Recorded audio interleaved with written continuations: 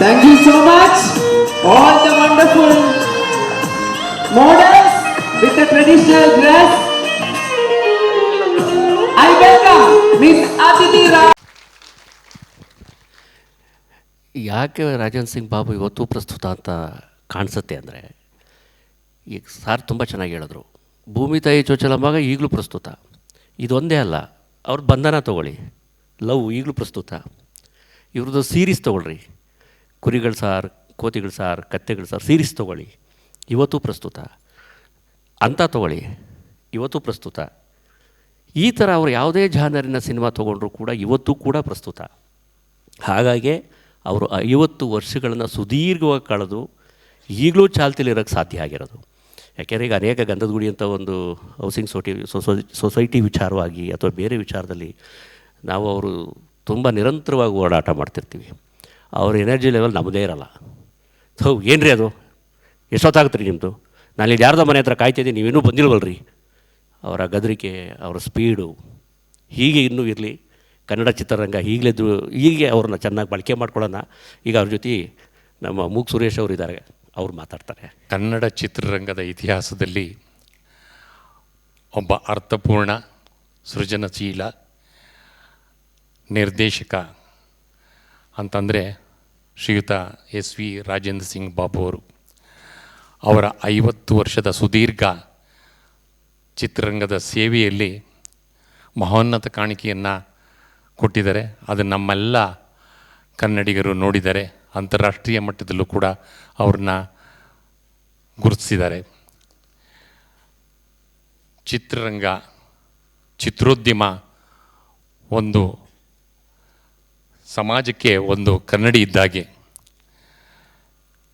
ಈ ಒಂದು ಚಿತ್ರದಲ್ಲಿ ಅಲ್ಲ, ಬೇರೆ ಚಿತ್ರಗಳಲ್ಲೂ ಕೂಡ ಅವರ ಛಾಪನ್ನು ಒಳ್ಳೆಯ ರೀತಿಯಲ್ಲಿ ಮೂಡಿಸಿದ್ದಾರೆ, ಮನಮುಟ್ಟುವಂತೆ. ಈ ಚಿತ್ರದಲ್ಲಿ ನಾನು ಪಾತ್ರ ಮಾಡಿದ್ದೀನಿ, ಅದಕ್ಕಾಗಿ ನನ್ನನ್ನು ಕರೆದು ಇಲ್ಲಿ ಕೂರಿಸಿದ್ದಾರೆ. ನನ್ನ ಸೌಭಾಗ್ಯ. ಸಾಮಾಜಿಕ ಕಳಕಳಿ ಇರತಕ್ಕಂಥ ಒಂದು ಕಥಾವಸ್ತುವಿನಿಂದ ಚಿತ್ರ ನಿರ್ಮಾಣ ಮಾಡಿದ್ದಾರೆ. ಅದನ್ನು ಮನಮುಟ್ಟುವಂತೆ ಭಾವನೆಗಳನ್ನು ತುಂಬಿ ಇಬ್ಬರು ನಾಯಕ ನಟರ ಮೂಲಕ ನಮ್ಮ ಮನಸ್ಸನ್ನು ಗೆದ್ದಿದ್ದಾರೆ, ಇಡೀ ಕರ್ನಾಟಕದ ಮನಸ್ಸನ್ನು ಗೆದ್ದಿದ್ದಾರೆ. ಇವತ್ತಿನ ದಿನ ಏನಾದರೂ ಕ್ರಾಂತಿ ಆಗಬೇಕು ಅಂತಂದರೆ, ಸಮಾಜದಲ್ಲಿ ಸುಧಾರಣೆ ಆಗಬೇಕು ಅಂತಂದರೆ ಯುವಕರಿಂದ ಮಾತ್ರ ಸಾಧ್ಯ.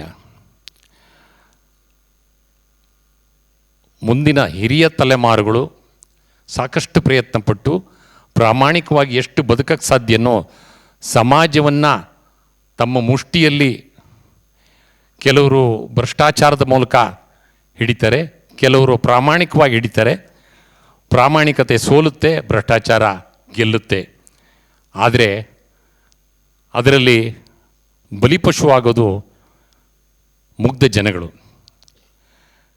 ಇದು ಯಾವ ಕಾಲಕ್ಕೆ ಪರಿಹಾರ ಆಗುತ್ತೋ ಗೊತ್ತಿಲ್ಲ. ನಾವು ಕೂಡ ಈಗಾಗಲೇ 66 ವರ್ಷಗಳ ಸುದೀರ್ಘ ಜೀವನದಲ್ಲಿ ನಾವು ಕಣ್ಮುಂದೆ ಸಮಾಜವನ್ನು ನೋಡ್ತಾ ಬಂದಿದ್ದೀವಿ. ಈ ಸಮಾಜದಲ್ಲಿ ಚಿತ್ರರಂಗ ಅತಿ ಪ್ರಭಾವ ಬೀರುವಂಥ ಸಮಾಜದ ಮೇಲೆ ಒಂದು ಮಾಧ್ಯಮ ಅಂತ ನಾನು ಮೊದಲೇ ಹೇಳಿದೆ. ಈ ಮಾಧ್ಯಮದ ಮೂಲಕ ಎಂತೆಂಥ ಒಳ್ಳೆಯ ಕಥಾವಸ್ತು ಬಂದರೂ ಕೂಡ ನಮ್ಮ ಯುವಜನತೆ ಎಚ್ಚೆತ್ತುಕೊಂಡು ಇದ್ರ ಬಗ್ಗೆ ಹೋರಾಟ ಮಾಡೋದಕ್ಕೆ ಸಾಧ್ಯ ಆಗ್ತಾ ಇಲ್ಲ. ಭಾಳ ಒಳ್ಳೆಯ ಚಿತ್ರವನ್ನು ನೀಡಿದ್ದಾರೆ. ನಾವು ಅದರಲ್ಲಿ ಕೆಲಸ ಮಾಡಿರುವಂಥದ್ದು ನಮ್ಮ ಸೌಭಾಗ್ಯ. ನನಗೆ ಭಾಮ ಸತ್ಯಭಾಮ ಅಂತ ಒಂದು ಸಿನಿಮಾ ಮಾಡ್ತಾಯಿದ್ದಾಗ ನಾರಾಯಣ ಅವ್ರ ಜೊತೆ TC ವೆಂಕಟೇಶ್ ಅವರು ಕರೆದ್ರು, ಸಾರನ್ನ ಪರಿಚಯ ಮಾಡಿಕೊಟ್ರು. ಒಂದು ಒಳ್ಳೆಯ ಸಿನಿಮಾ ಮಾಡಿ, ನಿಮ್ಗೆ ಒಳ್ಳೆಯ ಪಾತ್ರ, ಸಣ್ಣ ಪಾತ್ರ ಮಾಡಿ ಅಂದರು. ಸರ್ ಅಲ್ಲಿ ಸಿನಿಮಾ ನಡೀತಾ ಇದೆ, ಅದೇ ಡೇಟಲ್ಲಿ ಹೇಗೆ ಮಾಡೋದು, ಇದು ಸಂಜೆ ಬನ್ನಿ ಪರವಾಗಿಲ್ಲ, ನಾರಾಯಣವ್ರನ್ನ ಕೇಳ್ಕೊಂಡು ಬನ್ನಿ ಅಂತ. ನಾನು ಮಾರತಹಳ್ಳಿಯಿಂದ PS ಕಾಲೇಜ್ವರೆಗೂ ಬರ್ತಿದ್ದೆ. ಆಮೇಲೆ ಆಟೋ ಡ್ರೈವರ್ನಾಗ ಆಟೋ ಓಡಿಸೋದು ಭಾಳ ಸುಲಭ ಅಂದ್ಕೊಂಡಿದ್ದೆ, ಸ್ಕೂಟ್ರ್ ಥರ. ಆದರೆ 5 ದಿನ ಅಭ್ಯಾಸ ಮಾಡಿ ಆಟೋ ಡ್ರೈವಿಂಗು 5 ದಿನ ಶೂಟಿಂಗ್ ಮಾಡಿದೆ. ಒಂದು ದಿನ ಆ ದೃಶ್ಯ ನಡೀತಾ ಇರುವಾಗ ಇಬ್ಬರು ನಾಯಕ ನಟರನ್ನ ನನ್ನ ಆಟೋದಲ್ಲಿ ಕೂರಿಸ್ಕೊಂಡಿದ್ದೆ. PS ಕಾಲೇಜಲ್ಲಿ ಹಾಸ್ಟೆಲಲ್ಲಿ ಮೊದಲು ಶಿವಣ್ಣನ ಡ್ರಾಪ್ ಮಾಡಿ ವಾಪಸ್ ಹೋಗಬೇಕು. ಅವಾಗ ಶಿವಣ್ಣ, ಅಯ್ಯೋ ನಾನು ನಿನ್ನ ಡ್ರಾಪ್ ಮಾಡ್ತೀನಿ, ಇಬ್ಬರು ಮದ್ಯಪಾನ ಸೇವಿಸಿರ್ತಾರೆ, ಒಂದು ಮತ್ತಿನಲ್ಲಿ ಸ್ನೇಹನ ಬಿಡಲ್ಲ, ನಾನು ನಿನ್ನ ಡ್ರಾಪ್ ಮಾಡಿ ನಾನು ಬರ್ತೀನಿ ಅಂತ ಅಂದ್ಬಿಟ್ಟು ಮತ್ತೆ ಬಂದು ಕೂತ್ಕೋತಾರೆ. ಆಟೋ ತಿರುಗಿಸ್ಕೊಂಡು ವಾಪಸ್ ಹೋಗುವಾಗ ಆ ಆಟೋ ಪಲ್ಟಿಯಾಗಿ ಭಾಳ ಒಂದು ಅಪಘಾತಕ್ಕೆ ಒಳಗಾಗಬೇಕಾಗಿತ್ತು. ಎಲ್ಲರೂ ಓಡಿ ಬಂದು ಅವತ್ತಿನ ದಿನ ಅದನ್ನು ತಪ್ಪಿಸಿದ್ರು. ಅದು ಇವತ್ತು ನನ್ನ ಕಣ್ಣು ಕಟ್ಟದಂಗಿದೆ. ಸಾರ್ಗೂ ಕೂಡ ಗೊತ್ತು. ಸಾರು ಕೂಡ ದಿನ ಬಂದು ಅಭ್ಯಾಸ ಮಾಡ್ಕೊಳ್ಳಿ ಆಟೋ ಡ್ರೈವಿಂಗ್ ಅಂತ ಹೇಳ್ತಾಯಿದ್ರು. ನಿಜವಾಗ್ಲೂ ನನಗೆ ಅವಕಾಶ ಕೊಟ್ಟಿದ್ದೊಂದೇ ಅಲ್ಲ, ಇಂಥ ಒಂದು ಅತ್ಯುತ್ತಮವಾದಂಥ ಸಮಾಜಕ್ಕೆ ಒಂದು ಸಂದೇಶವನ್ನು ಕೊಡುವಂಥ ಒಂದು ಕಥಾವಸ್ತುವಿನಲ್ಲಿ ಚಿತ್ರದಲ್ಲಿ ನಾನು ಮಾಡಿದ್ದಕ್ಕೆ ನಾನು ಋಣಿ ಅಂತ ಹೇಳ್ತೀನಿ. ಜೊತೆಗೆ ಕನ್ನಡ ಚಿತ್ರರಂಗದಲ್ಲಿ ಒಂದು ಯುರೋಪಿಯನ್